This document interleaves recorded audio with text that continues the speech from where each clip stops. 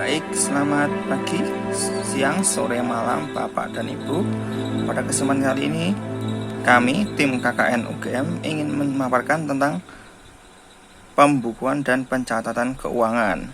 Nah, sebelum memulai pembukuan dan pencatatan keuangan, saya ingin menjelaskan terlebih dahulu sebenarnya apa sih pentingnya kita melakukan pencatatan keuangan dan pembukuan. Jadi, setiap transaksi yang masuk maupun yang keluar yang kita lakukan untuk berusaha atau untuk jualan, untuk dagangan gitu nggih, itu harus dicatat. Kenapa begitu? Biar kita tuh tahu kita tuh keluar duit berapa, kita punya duit berapa, kita dapat duit berapa. Nah, kalau udah tahu kayak gitu, itu akan lebih mudah buat merencanakan langkah-langkah usaha berikutnya. Ngaten Bu. Entah itu nanti kita harus perbanyak beli barangnya, atau kita harus jual dengan harga yang lebih murah, atau misalkan kita harus perbanyak produksinya, dan lain-lain. Itu bisa kita putuskan salah satunya dari pencatatan keuangan. Begitu. Untuk pencatatan keuangan bisa dilakukan di macam-macam, bisa pakai buku tulis, bisa pakai buku besar, buku batik itu yang besar, atau bisa juga pakai kertas HVS, monggo. Tuh, kalau sekarang ini saya contohkan pakai buku tulis biasa yang nggak ada garis-garisnya. Nanti pakai buku tulis yang ada garis-garisnya juga boleh. Nah, untuk yang pertama kita perlu mencatat namanya buku besar modal, gitu ya. Nah, buku besar modal ini adalah catatan keuangan yang berisi tentang modal usaha. Modal itu apa? Modal itu adalah banyaknya harta yang kita miliki untuk berusaha. Kayak gitu. Nah, untuk tabelnya ini boleh, monggo, boleh digaris-garis seperti ini boleh, atau misalkan nggak usah digaris juga nggak apa-apa. Yang penting bisa dipisahkan antara ada tanggal, ada keterangan transaksinya, jumlah, dan nanti totalnya gitu. Di kolom tanggal itu boleh formatnya macam-macam, boleh tulis bulan, lalu, tahun seperti ini, atau pakai angka. Julinya diganti angka 7 strip 2021 juga monggo, terserah. Nah, ketika misal sebelumnya Bapak atau Ibu belum memiliki catatan keuangan dan sekarang ingin mulai belajar membuat catatan keuangan, yang perlu dicatat adalah modal dulu. Nah, modalnya apa? Modal itu nanti Bapak atau Ibu jumlah dulu, hitung dulu berapa banyaknya uang kas yang dimiliki saat ini. Baik itu yang bentuknya tunai, yang ada bentuk fisik uangnya, atau yang ada di dalam rekening bank. Itu monggo dijumlah, ditotal, dicatat. Nanti kalau sudah baru dicatat di sini. Misalkan sini ya, saya beri transaksi untuk tanggal 1. Jadi tanggal 1. Ini bulan Juli 2021 untuk tanggal 1. Misalkan ini saldo awal. Nah, saldo awal ini maksudnya adalah saldo yang selama ini sudah Bapak Ibu pakai. Tadi banyaknya uang kas yang Bapak punya. Sebelum mulai mencatat itu ditotal dulu semuanya. Nah, misalkan udah ditotal, udah dihitung. Nah, oh ternyata ketemu uang 10 juta rupiah. Nanti monggo dicatat di sebelah jumlah seperti ini. Tulis 10 juta. Nih Kak. Nah, setelah dicatat jumlahnya baru kita catat totalnya. Karena ini catatan pertama, maka totalnya juga sama, 10 juta.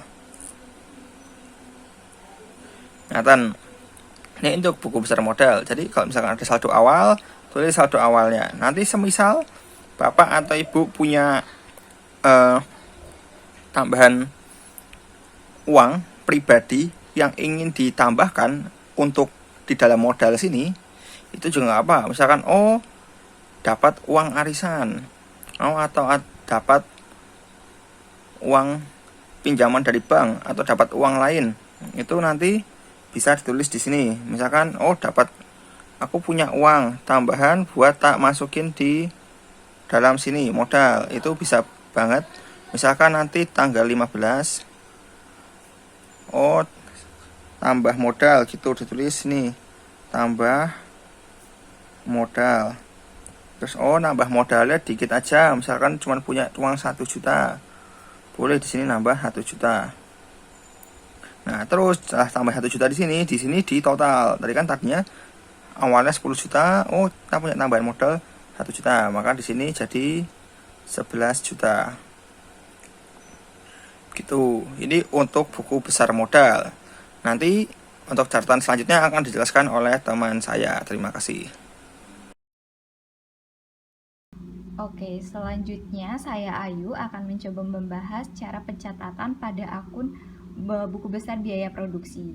Di sini, pada buku pencatatan biaya produksi, item-item yang bisa dimasukkan adalah kegiatan pembelian, peralatan, dan atau perlengkapan pendukung kegiatan produksi unit usaha Bapak Ibu sekalian. Nah, langsung saja kita lihat bahwa dalam pencatatan ini diperlukan 5 kolom memanjang ke bawah, dengan kolom pertama yang diperlukan adalah untuk mencatatkan tanggal terjadinya transaksi. Kemudian yang kedua adalah keterangan atau yang meliputi keterangan transaksi atau pembelian.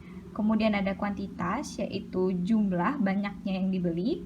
Kemudian jumlah di sini adalah jumlah harga pembelian, dan total dari pembelian yang dilakukan per hari tersebut, seperti itu. Nah, contohnya di sini yang sudah coba kami sajikan yaitu adalah transaksi yang terjadi di bulan Juli 2021 di mana dimulai dari tanggal 10 seperti itu. Nah, di sini contohnya itu adalah pembelian tepung sebanyak 2 kilo seharga 50.000 seperti itu. Kemudian kacang hijau 2 kilo 35.000, minyak 3 liter 120.000. Nah, di sini ketiga transaksi yang dilakukan secara tunai seperti itu, sehingga di dalam kolom total bisa Bapak Ibu langsung tambahkan saja. Dari ketiga transaksi ini menghasilkan jumlah totalnya yaitu 205.000 seperti itu. Kemudian lanjut, Bapak Ibu ternyata melakukan transaksi lagi di tanggal 16 misalnya, yaitu adalah pembelian oven besar, di mana satu unit oven besar ini seharga 2 juta Bapak Ibu lakukan secara kredit atau berhutang. Di sini ketika terdapat hutang dalam pembelian biaya produksi, Bapak Ibu turut akan mencatatnya dalam buku catatan hutang seperti itu. Di sini ketika dia menjadi hutang, Bapak Ibu tidak perlu mencatatkan jumlah harga barangnya dengan total pembelian di tanggal-tanggal sebelumnya seperti itu. Sehingga dalam kolom total langsung saja diturunkan dari tanggal sebelumnya yaitu 205.000 ini.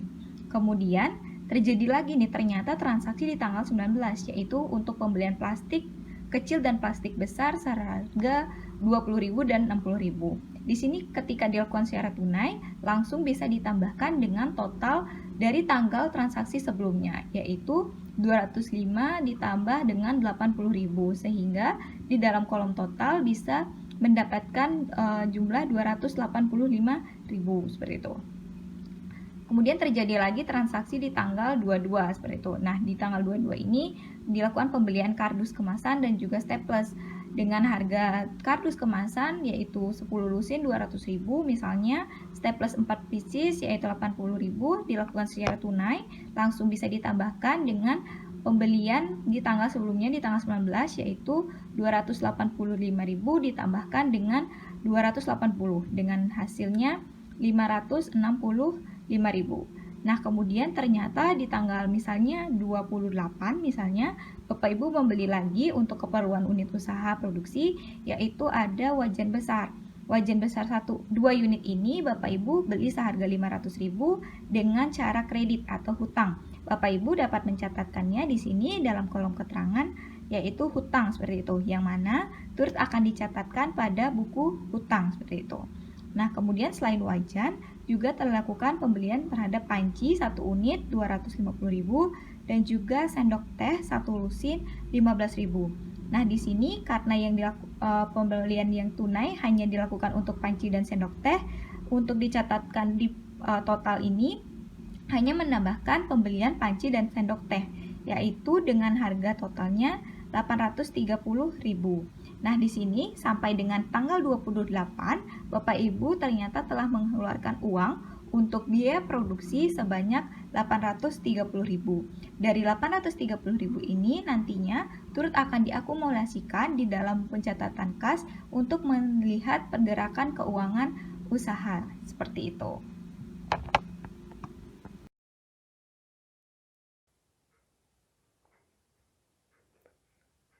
Baik, terima kasih untuk waktunya yang telah diberikan kepada saya. Perkenalkan, nama saya Evan. Di sini saya akan menjelaskan terkait dengan buku besar hutang. Nah, sesuai dengan namanya juga, maka buku besar ini akan membantu Bapak Ibu sekalian untuk mencatat transaksi yang dilakukan secara hutang. Di awal, kami perlu menekankan satu hal di mana buku besar ini hanya mencatat uang yang digunakan untuk utang usaha, atau itu berasal dari usaha Bapak Ibu sekalian, bukan hutang pribadi yang digunakan untuk keperluan usaha. Nah, di sini kami memakai contoh untuk buku besar ini dari pembelian alat produksi, di mana kami memakai contoh ini bulan Juli tahun 2021, di tanggal 16, Bapak Ibu ada pembelian oven sebagai contoh, maka kita akan tulis di sini yaitu beli oven. Karena harga oven ini sebesar 2 juta rupiah dan dilakukan secara berhutang, maka nominalnya akan kita catat di kolom kredit, yaitu 2 juta. Maka kita akan tulis di sini sebesar 2 juta rupiah. Nah, jangan lupa juga 2 juta rupiah ini kita tuliskan di kolom saldo. Dan posisinya agak sedikit di bawahnya, satu baris di bawahnya, yaitu 2 juta rupiah. Nah, lalu di hari-hari berikutnya, kami contohkan di tanggal 20 Juli, Bapak Ibu ingin menyicil 2 juta yang menjadi hutang Bapak Ibu semua. Yaitu kita tulis di sini adalah bayar oven. Karena ini mencicil, jadi kita tuliskan di sini di kolom debit, yaitu sebesar nominalnya kita contohkan 500.000 rupiah. Nah, di sini 500.000 rupiah. Nah, karena ini mengurangi hutang Bapak Ibu yang sebelumnya 2 juta, kita akan kurangi juga saldo di sini, yaitu menjadi 2 juta dikurangi 500.000 menjadi 1.500.000. Terus ini 1.500.000 rupiah. Nah, karena untuk menyicil hutang ini menggunakan uang kas Bapak Ibu sekalian, jadi 500.000 ini juga akan dicatat di buku besar arus kas. Nah, lalu karena oven ini juga membeli alat produksi, maka uang nominal 2 juta ini juga nantinya dituliskan di buku besar biaya produksi.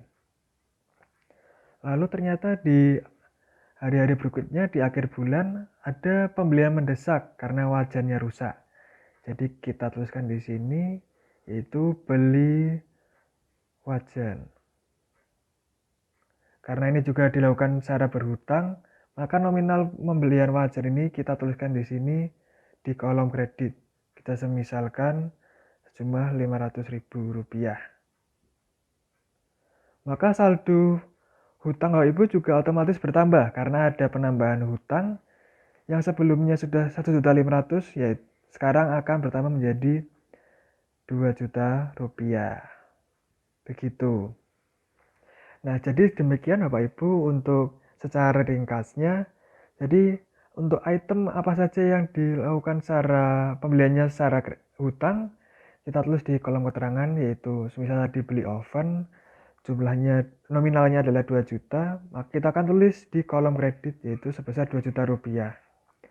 Lalu otomatis ini juga akan tercatat di kolom saldo yang nominalnya juga 2 juta rupiah.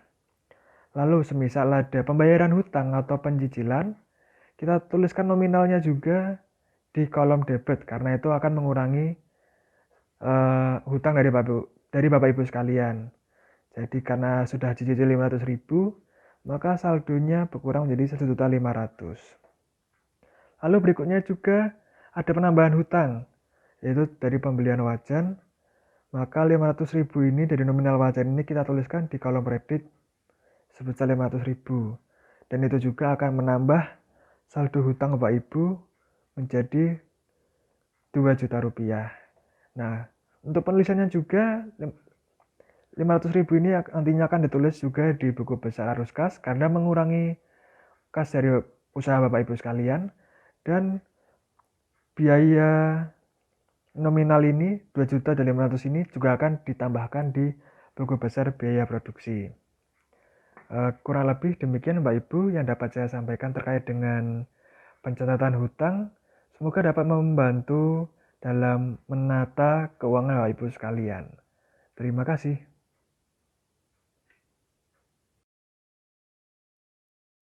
Perkenalkan, nama saya Helena Marlin. Kali ini saya akan menjelaskan tentang bagaimana pembukuan buku besar penjualan. Buku besar penjualan ini dicatat ketika usaha milik kita berhasil menjual barang kepada pembeli. Untuk memudahkan penjelasan, saya akan memberikan contoh transaksi beserta bagaimana cara pembukuannya. Transaksi yang pertama, yaitu pada tanggal 10 bulan Juli, menjual 5 kilo sawo seharga Rp50.000 kepada Tuan Andi secara tunai. Arti secara tunai ini artinya Tuan Andi sudah membayar lunas barang belanjaannya. Kita dapat menulis tahun dan bulan terlebih dahulu, yaitu 2021 bulan Juli. Lalu kita tulis tanggalnya tanggal 10. Pada bagian keterangan, kita dapat menulis jenis barang yang berhasil kita jual beserta kuantitasnya. 5 kilo sawo. Lalu pada bagian jumlah, kita tulis nominal barang yang terjual, yaitu Rp50.000. Selanjutnya, transaksi yang kedua. Pada tanggal 10 bulan Juli, menjual 2,4 kilo sawo seharga Rp24.000 kepada Tuan Andi secara tunai. Sama seperti sebelumnya, kita akan menuliskan jenis barang yang terjual dan kuantitasnya. Lalu kita tulis nominal barang yang terjual sebesar Rp24.000.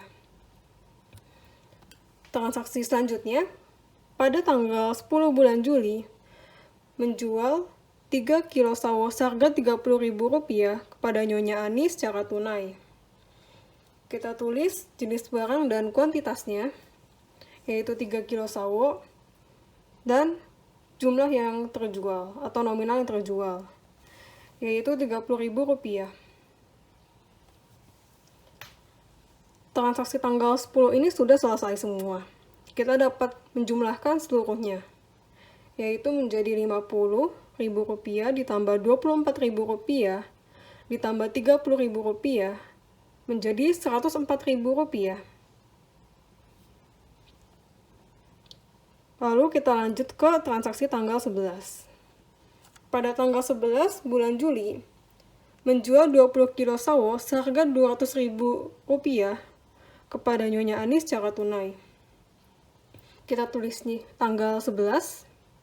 Lalu kita tulis jenis barang beserta kuantitasnya, 20 kilo sawo, dan harga nominalnya, yaitu Rp200.000. Selanjutnya, transaksi terusnya, yaitu menjual 3 kilo sawo seharga Rp30.000 kepada Tuan Andi secara tunai.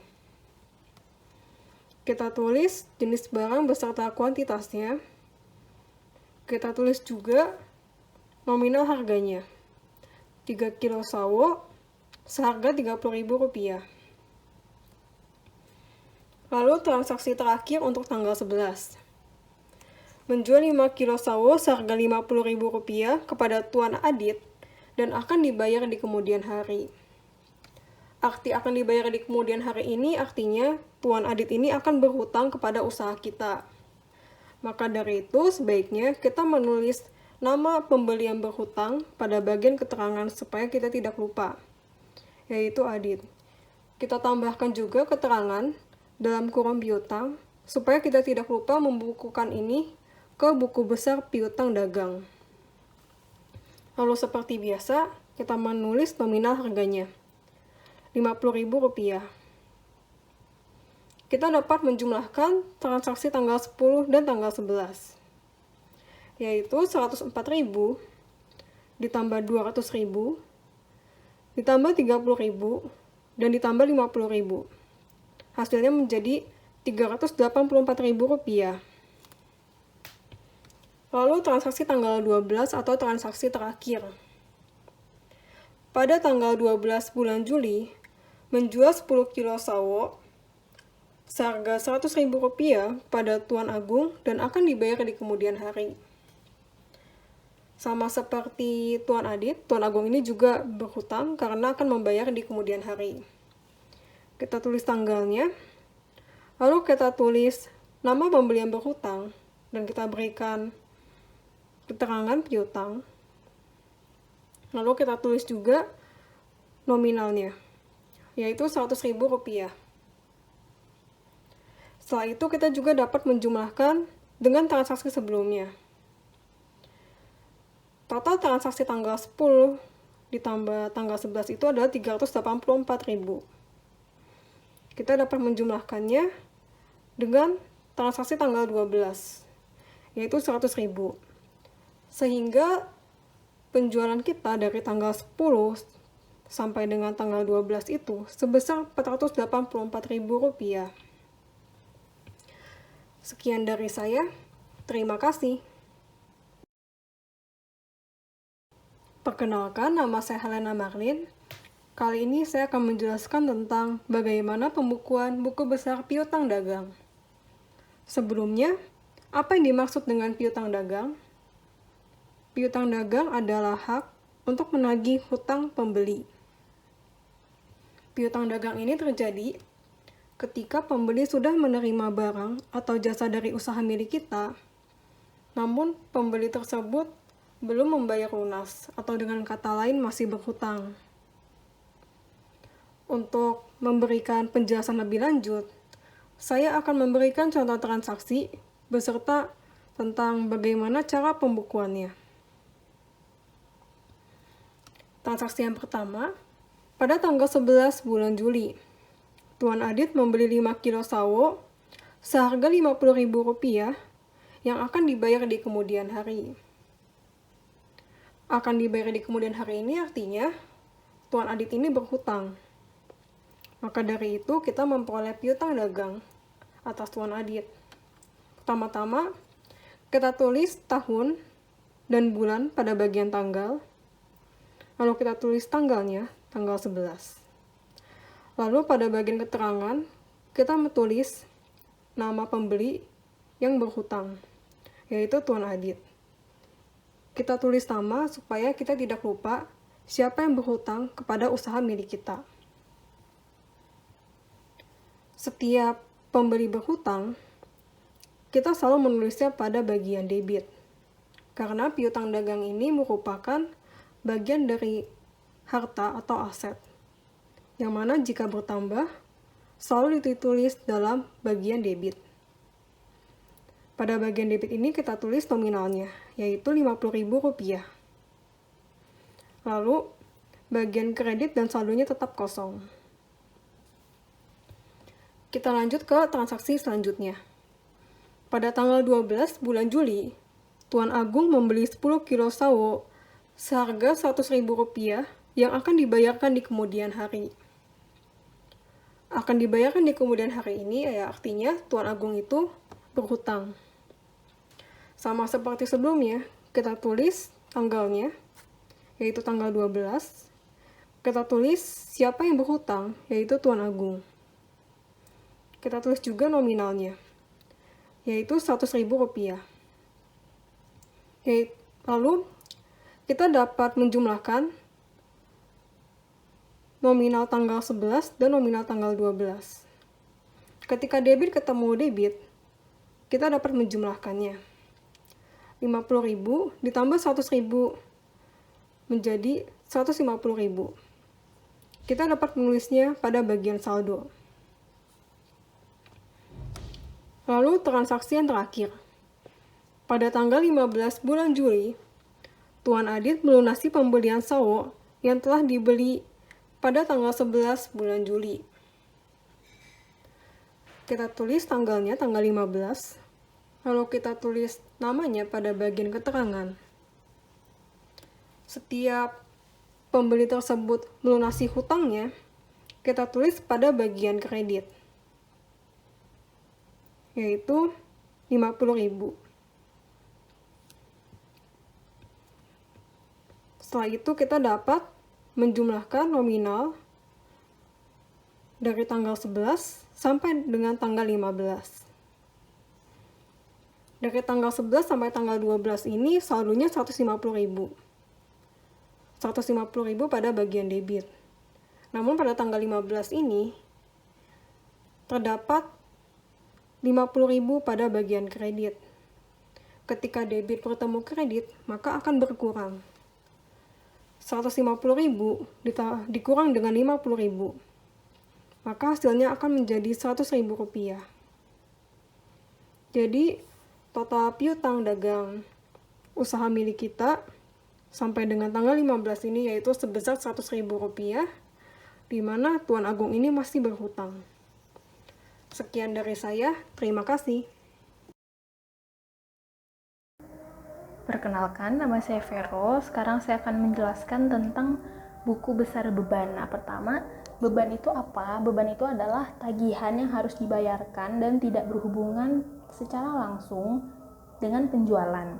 Nah, kemudian contoh beban ini ada tagihan listrik, pembelian pulsa, pembayaran gaji karyawan, pembelian bensin, dan juga pembayaran sewa ruko. Nah, kemudian fungsi dari kita mencatat buku besar beban ini adalah untuk mengetahui banyaknya tagihan yang harus kita bayar setiap bulannya. Jadi kita tahu bulan depan kita harus menyisihkan berapa untuk membayar beban-beban ini. Nah, kemudian kita juga bisa mengurangi pembayaran yang kurang penting untuk menghemat pengeluaran kalau dirasa pembayaran itu ternyata terlalu besar. Nah, kemudian untuk penulisannya ini dibagi menjadi 4 kolom, ada kolom tanggal, kolom keterangan, jumlah, dan saldo. Nah, kalau untuk tanggal di sini ada bulan, tahun, dan tanggal.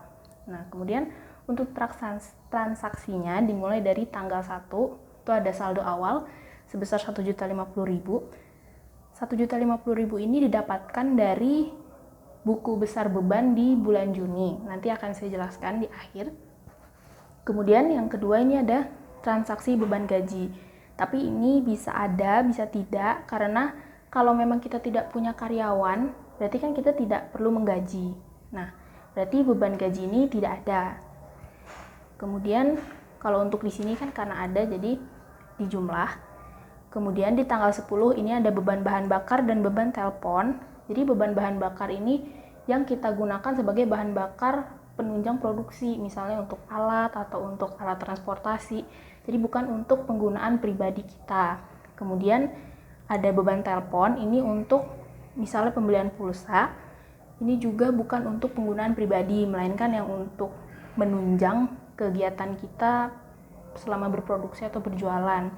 Nah, kemudian dari 1.300.000 ini ditambahkan dan kemudian ditemukan 1.450.000. Nah, kemudian ini di tanggal 15 ada beban gaji, kita tambah lagi. Di tanggal 29 ada beban gaji, kita tambah lagi. Nah, kemudian ini di tanggal 31 ada beban sewa, beban listrik, dan beban perlengkapan. Nah, kemudian beban listrik ini bisa langsung ditulis aja, kita mengeluarkan berapa untuk membayar listrik di bulan ini. Jadi sesuai dengan jumlah tagihan listrik yang ditagihkan kepada kita. Nah, kemudian kalau untuk beban perlengkapan ini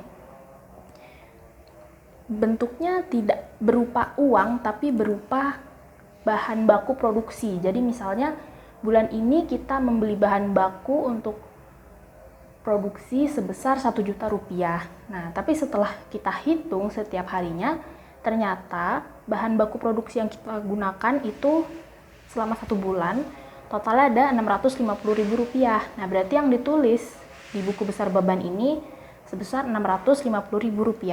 Nah, kemudian kalau untuk beban sewa, di sini kan tertulis 3 juta. Nah, beban sewa 3 juta rupiah itu bukan berarti bulan ini kita mengeluarkan uang 3 juta rupiah untuk membayar sewa. Tetapi ini adalah bentuk kita tuh sudah menggunakan, misalnya kita sewa ruko ya, menggunakan ruko ini senilai 3 juta rupiah. Nah, dengan situasi ini kalau di contoh, ini kita menyewa ruko di bulan Februari, itu kan berarti dari Februari tanggal 1 ke 31 Juli, itu kan sudah 6 bulan penggunaan berarti ya. Nah, di awal itu kita sepakat menyewa ruko 1 tahun dengan harga 6 juta rupiah, dan kalau dibagi 1 tahun atau 12 bulan, itu berarti kan biaya per bulannya adalah Rp500.000. Nah, karena kita sudah menggunakan ruko ini selama 6 bulan, jadi di beban sewa ini kita menghitungnya adalah jumlah bulan kita sudah menggunakan ruko dari bulan Februari ke Juli, yaitu 6 bulan, dikali biaya sewa per bulan, yaitu Rp500.000. Makanya di sini ada angka 3 juta. Jadi walaupun kita sudah membayar di awal, pembayarannya secara tunai untuk menyewa ruko, tapi di setiap bulan itu tetap ada beban sewa, karena berarti kita sudah menggunakannya selama 6 bulan. Nah, nanti di bulan Agustus beban sewanya itu bertambah menjadi Rp3.500.000 begitu. Nah, kemudian dijumlah dari yang Rp1.950.000 ini ditambah dengan beban sewa, beban listrik, dan beban perlengkapan, kemudian nanti akan ditemukan Rp6.050.000. Nah, Rp6.050.000 ini adalah saldo akhir buku besar beban kita di bulan Juli, dan akan menjadi saldo awal buku besar beban kita di bulan Agustus. Seperti yang saya katakan tadi di awal, kalau saldo awal itu didapatkan dari total buku besar beban di bulan sebelumnya. Jadi nanti di bulan Agustus saldo awal buku besar beban kita itu adalah sebesar Rp6.050.000. Baik, Bapak Ibu sekalian, perkenalkan nama saya Renita. Pada kesempatan kali ini saya akan menjelaskan secara singkat perihal laporan arus kas atau laporan keluar masuknya uang kas. Pada kesempatan ini, kami menggunakan contoh transaksi yang terjadi di bulan Juli tahun 2021. Untuk penyusunan laporan arus kas ini, kita dapat menggunakan tabel yang kurang lebih tampak seperti ini, yaitu berisikan tanggal, keterangan, debit, kredit, dan kolom saldo, di mana untuk penulisan tanggalnya dapat ditulis seperti ini untuk memudahkan kita dan mempercepat kita dalam menulis penanggalan. Kemudian untuk kolom keterangan ini berisikan keterangan apa saja yang keluar dan masuk. Kemudian untuk kolom debit ini biasanya berisikan tentang uang yang masuk atau uang yang menambah jumlah kas kita. Sedangkan untuk kolom kredit ini berisikan uang yang mengurangi jumlah kas kita. Kemudian untuk kolom saldo ini dia merupakan jumlah real uang yang kita miliki.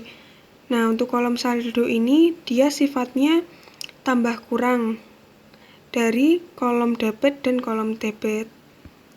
Mohon maaf, maksud saya kolom debit dan kredit. Nah, untuk contohnya,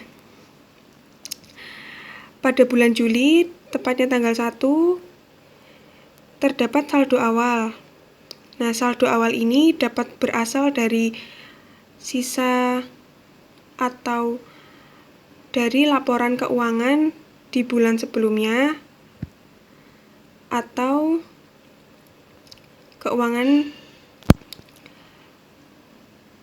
Mohon maaf, maksud saya saldo awal ini dapat berasal dari laporan keuangan di bulan sebelumnya atau modal baru untuk bulan ini.